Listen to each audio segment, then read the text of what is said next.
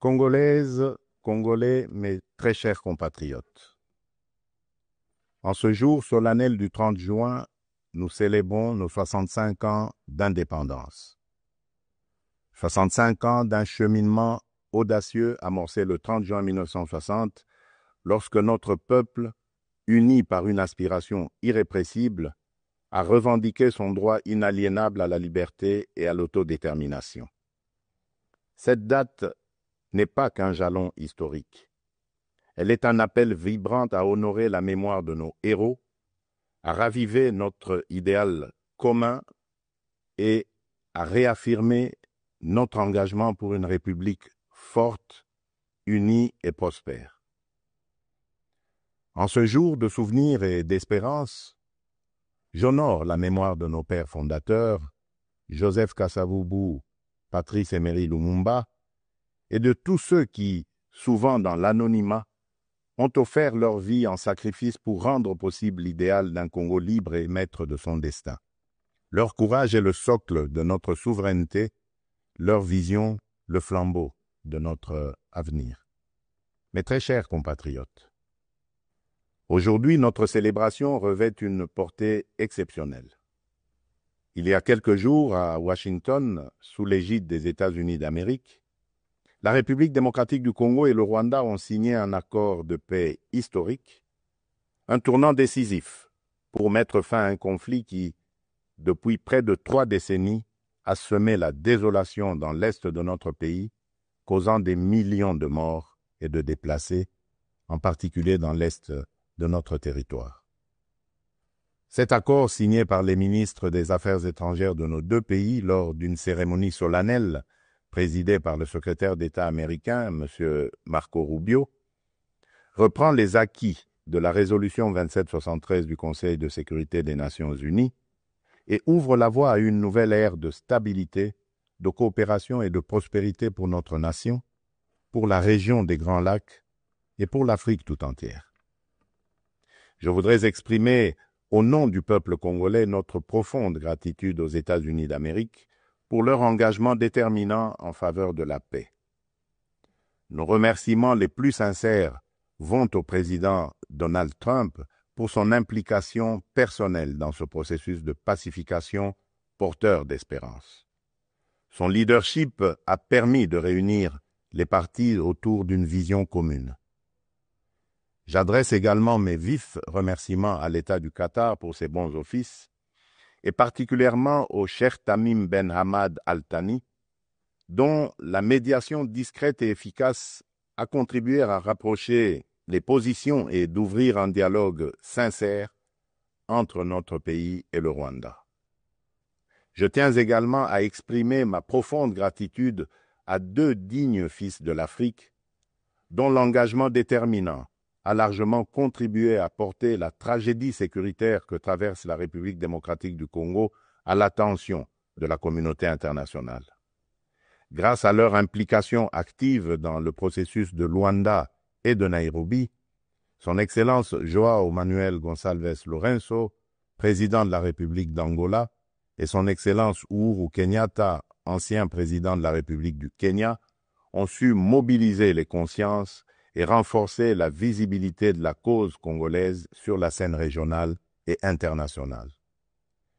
Cet accord n'est pas seulement un document.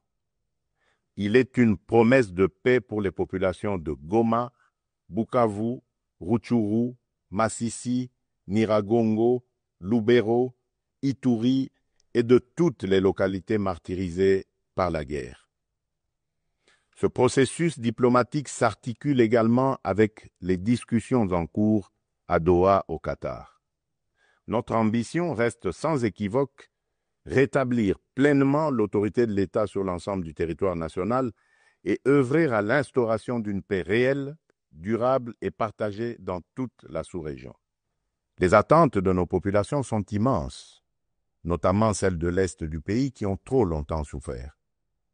Nous abordons donc cette ultime phase du processus avec détermination, dans le respect de notre souveraineté et des aspirations légitimes de notre peuple.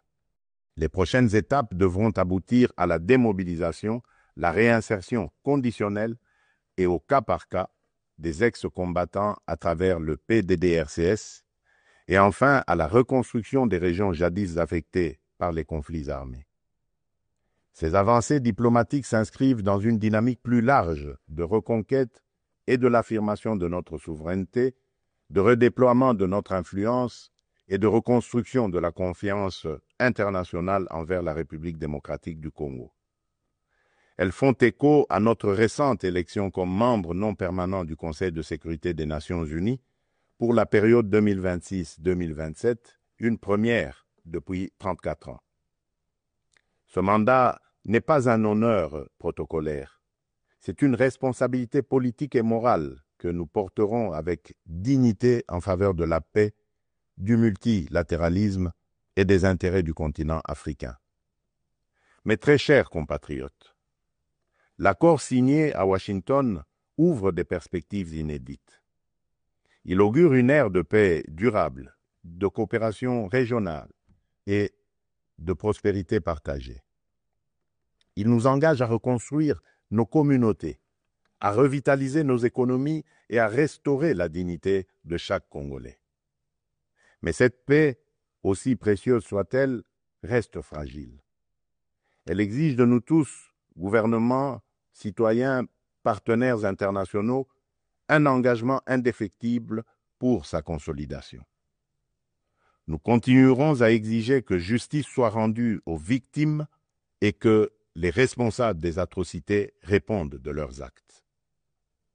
Je salue le courage exemplaire de nos forces armées, des forces de police et de sécurité et de tous les résistants patriotes Ouazalendo qui, au péril de leur vie, défendent notre patrie.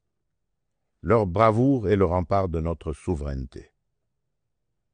À vous, mes sœurs et mes frères de l'Est, je veux dire que votre résilience est une source d'inspiration pour la nation entière.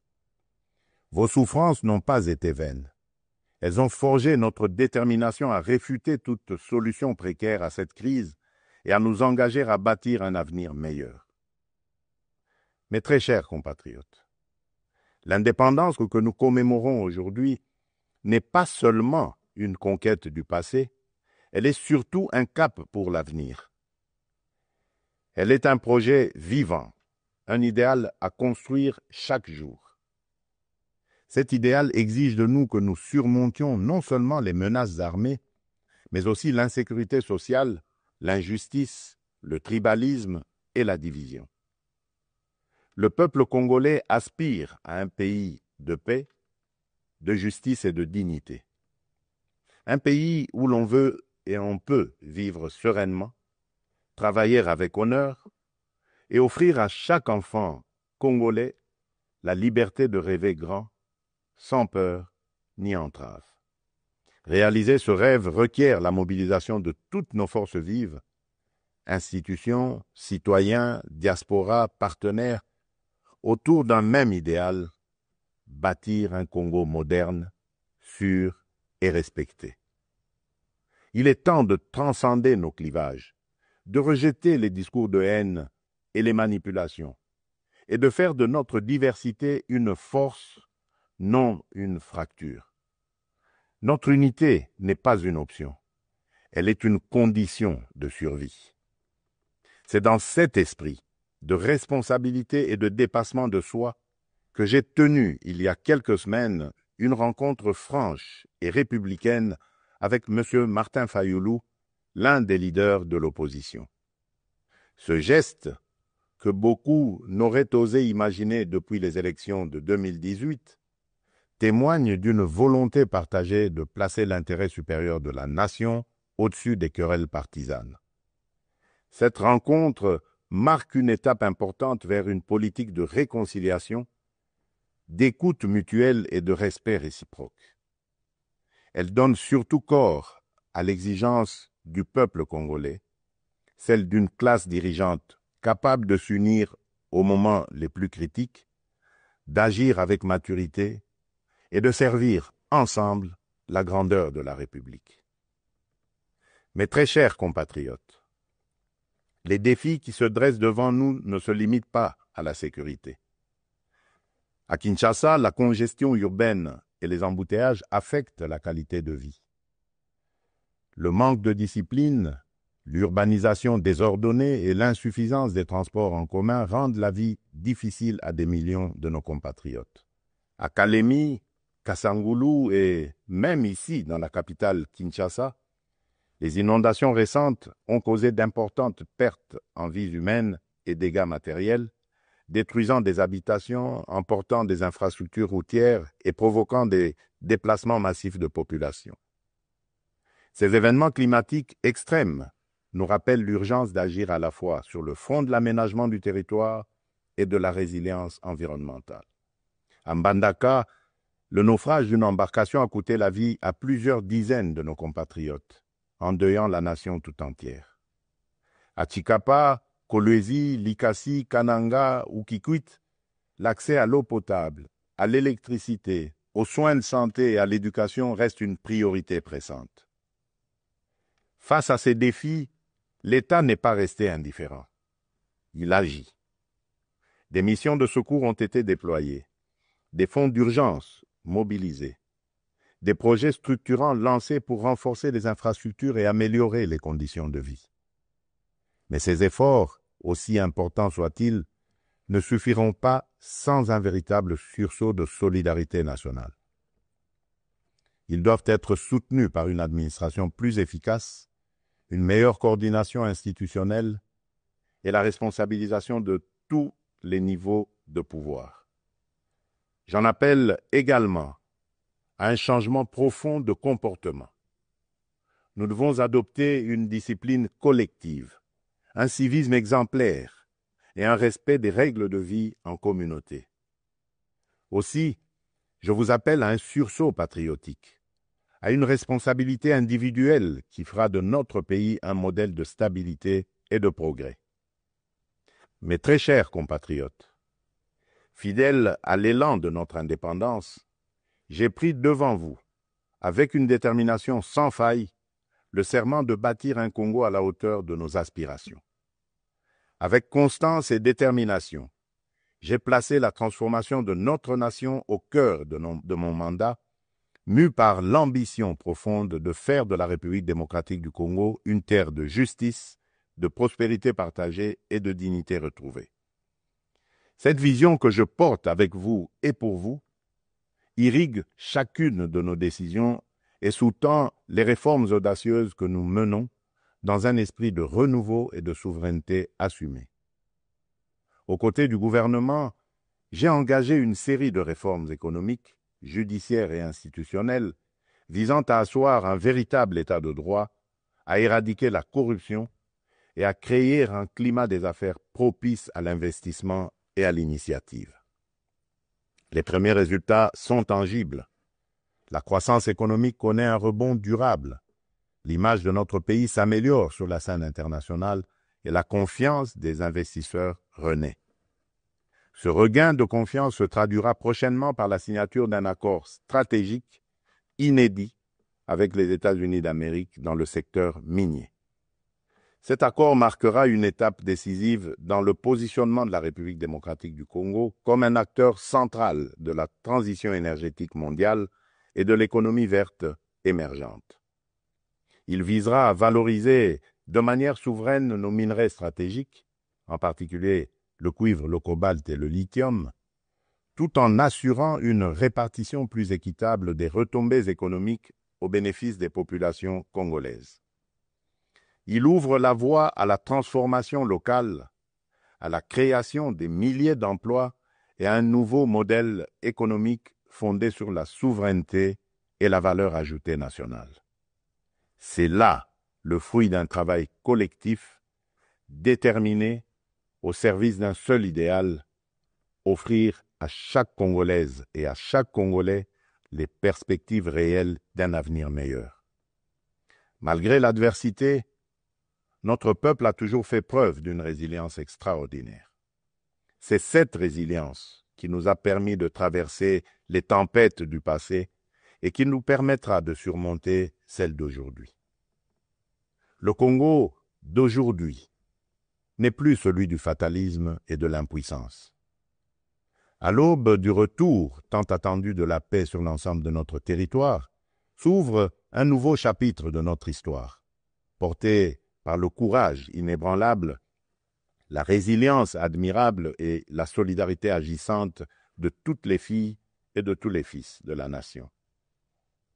À nos partenaires des États-Unis, de la Chine, de l'Europe, des pays du Golfe, du continent africain et du monde entier, je le dis solennellement, la République démocratique du Congo est de retour, prête à nouer des partenariats stratégiques, fiables, transparents et surtout gagnant-gagnant. Nous avons les moyens de notre ambition, des ressources exceptionnelles, une position géostratégique centrale, un peuple talentueux et surtout un leadership résolument tourné vers l'avenir.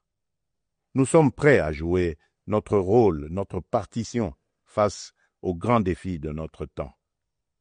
La paix, la transition énergétique, le développement durable et l'intégration africaine.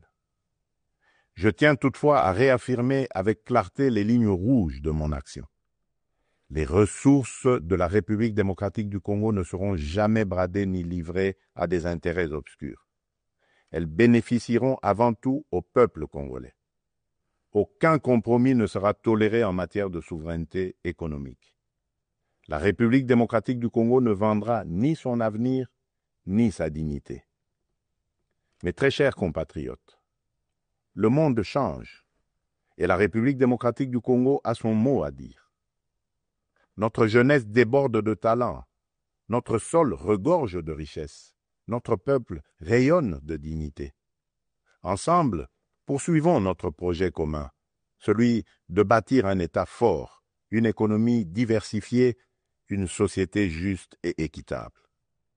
Ce 30 juin, faisons de notre indépendance un idéal vivant, incarné dans chaque famille, chaque quartier, chaque ville, chaque province. Nous ne visons pas seulement la fin de la guerre, nous voulons une paix véritable, qui sera le socle d'un vaste chantier de reconstruction d'une société plus inclusive, plus solidaire et plus prospère. Le gouvernement s'y attellera avec rigueur et transparence. Mais ce chantier ne réussira que si chaque Congolaise et chaque Congolais y prend part. Alors unissons nos cœurs et marchons ensemble, main dans la main, vers un Congo fort, uni et prospère. Bonne fête de l'indépendance à toutes et à tous. Que Dieu bénisse la République démocratique du Congo, son peuple et tous ceux qui l'ont choisi comme pays de résidence. Je vous remercie.